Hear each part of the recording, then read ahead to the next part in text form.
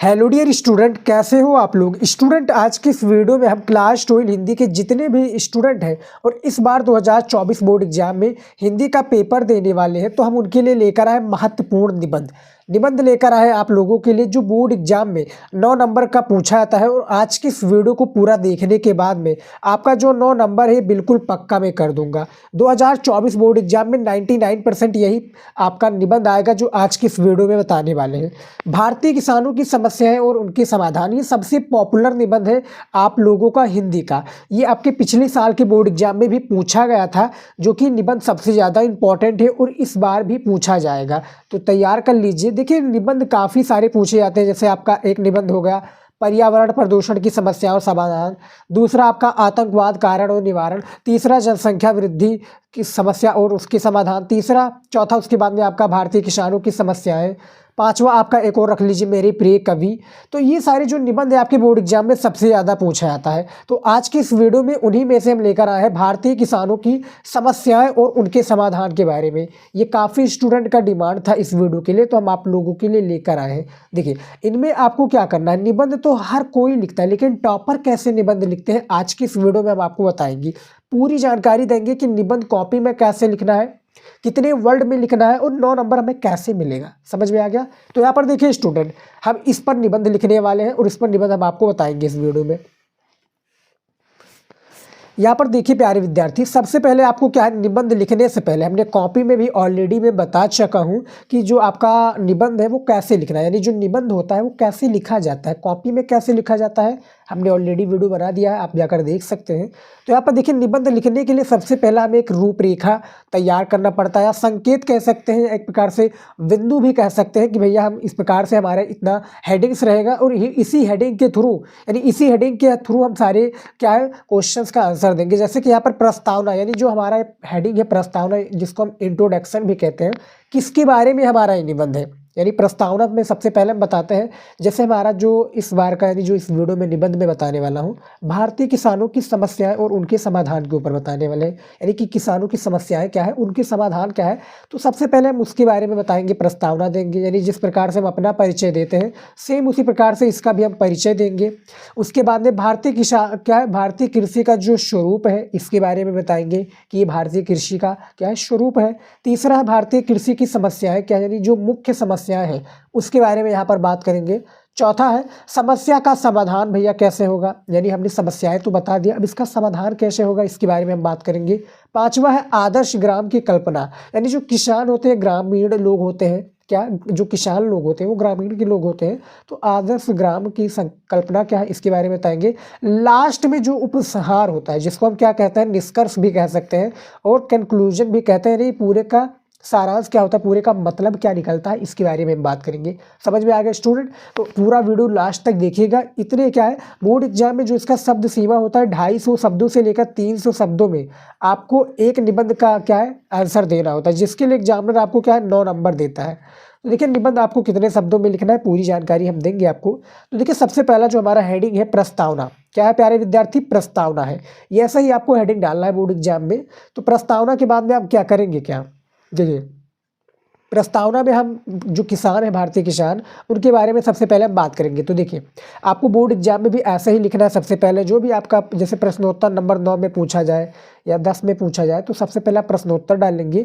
उसके बाद में आप ये रूपरेखा लिखेंगे, जैसा कि हमने रूपरेखा लिखा हूँ ऐसे ही आपको बोर्ड एग्जाम में रूपरेखा लिखना है। उसके बाद में क्या है, दूसरा आपको सबसे फर्स्ट में, यानी रूपरेखा तो आपने लिख दिया कि हमने इतना हेडिंग बताना है। उसके बाद में आपको सबसे नंबर 1 पर प्रस्तावना डालना है। इस तरह से प्रस्तावना आप ब्लैक स्केच या पेन से डाल कर सकते हैं, क्या यानी हेडिंग डाल सकते हैं। उसके बाद में नीचे आप अंडरलाइन कर दीजिए, जो ब्लैक स्केच होता है, ब्लैक स्केच से आप अंडरलाइन कर देंगे तो दिखने में हेडिंग जो है क्या काफ़ी अच्छा लगेगा। तो यहाँ पर देखिए, प्राचीन काल से ही भारत एक कृषि प्रधान देश रहा है, यानी प्राचीन काल से भारत जो है कृषि प्रधान देश रहा है। भारत लगभग 70%, जो हमारा इंडिया है भैया, लगभग 70% जनता गांव में निवास करती है, यानी जो भारत की 70% जनसंख्या है, प्रतिशत जनसंख्या है, ये क्या है गाँव में निवास करती है, इस जनसंख्या का अधिकांश भाग कृषि पर ही निर्भर है, यानी कृषि पर ही निर्भर है। दूसरे शब्दों में कहा जा सकता है, क्या है, दूसरे शब्दों में कहा जा सकता है कि भारतीय कृषि या कृषक और गांव तीनों ही एक दूसरे व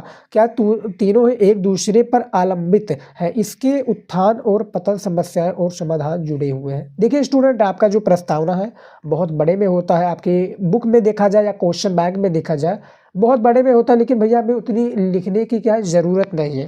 जितना पूछा गया है उतना ही लिखना है, जैसा कि मैं बार बार आपको वीडियोज में बताता हूँ, और एग्जामिनर भी उसी से संतुष्ट रहता है। समझ में आ गया?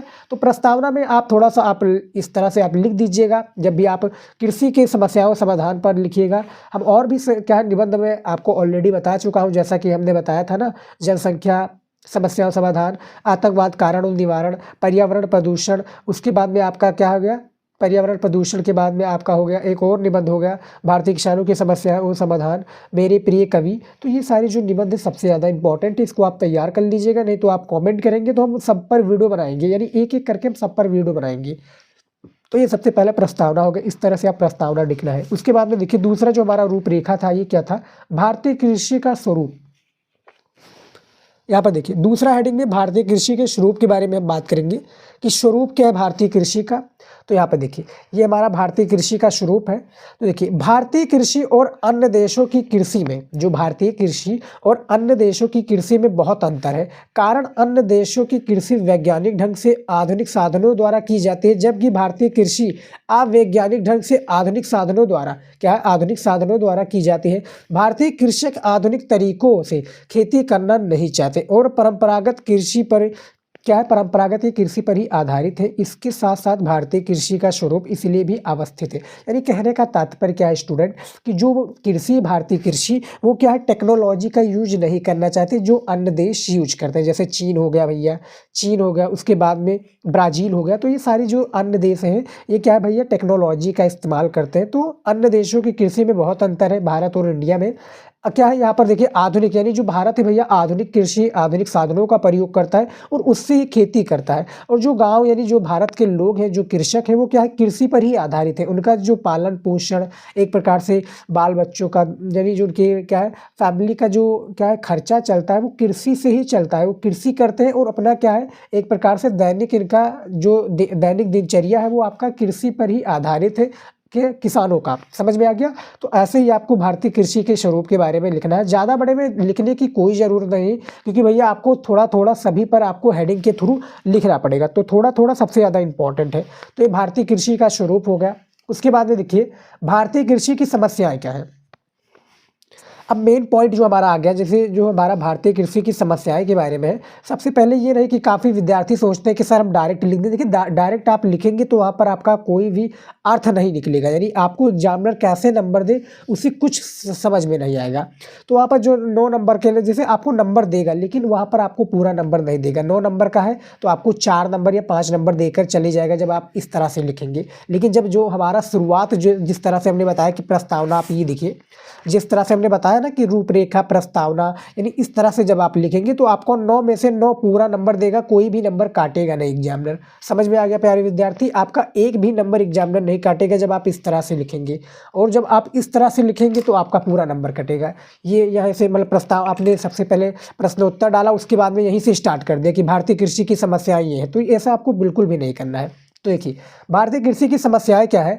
आज के विज्ञान के क्या है, आज के विज्ञान के युग में भी कृषि के क्षेत्र में भारत में क्या है, कृषि के जो क्षेत्र है भारत में अनेक समस्याएं विद्यमान है। भारत में जो अनेक समस्याएं क्या है विद्यमान है, जो कि भारतीय कृषि के पिछड़ेपन के लिए क्या है, भारतीय कृषि के पिछड़ेपन के लिए उत्तरदायी है। भारतीय किसानों की आर्थिक स्थिति भी, जो भारतीय किसान हैं इनकी आर्थिक स्थिति भी अत्यंत शोचनीय है। वो आज भी महाजनों की मुट्ठी में जकड़ा हुआ है। जो महाजन है इनकी मुट्ठी में क्या है, जकड़ा हुआ है। अंततः ऋणग्रस्त अवस्था में ही क्या है, अंततः जो ऋणग्रस्त अवस्था में ही मृत्यु को प्राप्त हो जाता है। धन के अभाव में क्या है, जो धन के अभाव में ही वो उन्नत बीज क्या है, उन्नत बीज खाद और कृषि यंत्रों का प्रयोग नहीं कर पाता है। यानी कहने का तात्पर्य मैं आपको समझाऊंगा क्या है, बीज खाद और कृषि कृषि यंत्रों का प्रयोग नहीं कर पाता। सिंचाई के साधनों के अभाव के, जो सिंचाई के साधन है, इन साधनों के अभाव के कारण वो प्रकृति पर अर्थात वर्षा पर निर्भर करता है। प्राकृतिक प्रकोपों जैसे बाढ़, सूखा, उसके बाद में ओला आदि से किसानों क्या है, बद से बदतर होती जा रही है। यहाँ पर देखिए बदतर होती जा रही है उनकी ज़िंदगी, इस प्रकार से कह सकते हैं। यानी भारतीय किसानों की जो समस्या है, तो इतना ही आपको किसानों के बारे में लिखना है। जैसा कि यहाँ पर आप देख सकते हैं, किसानों के बारे में आप थोड़ा डिटेल में भी लिख सकते हैं, यानी एक प्रकार से कहें थोड़ा लंबा भी लिख सकते हैं। लेकिन जैसा कि हमने बताया, आपको 250 शब्दों से लेकर 300 शब्दों तक देना है, और एग्जामिनर को आप ऐसा विश्वास दिला दीजिए कि इतने शब्दों में है। इससे ज़्यादा आपको 2 पेज में आप क्या है, कम क्या है, ज़्यादा से ज़्यादा आप 2 पेज में लिख दीजिए, मैं आपको यही बताऊंगा। बस आप हेडिंग के थ्रू पर ज़्यादा ध्यान दीजिए। और हमने जैसा कि आपको बताया कि हमने कॉपी वाला वीडियो बना दिया है, जिसमें हमने क्या है, निबंध भी बताया कि कैसे आपको बोर्ड एग्जाम में निबंध लिखना चाहिए। तो वो वीडियो अभी आप जाकर देख लीजिएगा, लेकिन ये वीडियो कंप्लीटली देखिएगा, क्योंकि इसमें जो किसानों की समस्याएं के बारे में बताया है, बहुत ही सबसे ज़्यादा इंपॉर्टेंट है, और बोर्ड एग्जाम में सबसे ज़्यादा क्या है, चर्चित ये आपका निबंध है। समझ में आ गया? तो आपको सबसे पहले क्या है, भारतीय कृषि की जो समस्या है, आपको सबसे पहले ऐसे ही हेडिंग डाल के आपको इसके बारे में लिखना पड़ेगा। यहाँ पर हमने कलरफुल पेन का यूज किया है, लेकिन बोर्ड परीक्षा में जैसा कि मैंने आपको बताया, कलरफुल पेन का यूज नहीं करना है, आपको एज इट इज लिखना है। राइटिंग में लिखिए, राइटिंग सबसे ज़्यादा इंपॉर्टेंट है, और शब्दों में गैप करना जानिए, यानी शब्दों में ज़्यादा नहीं, लेकिन छोटा छोटा गैप कर दीजिए, जिससे आपको पढ़ने में कोई दिक्कत ना हो और एग्जामिनर को भी नहीं दिक्कत हो। भैया जिसे आपको पढ़ने में दिक्कत हो रही है तो कोई बात नहीं, लेकिन जब एग्जामिनर को पढ़ने में दिक्कत होगी तो वहाँ पर आपके लिए क्या है, प्रॉब्लम क्रिएट हो जाएगी।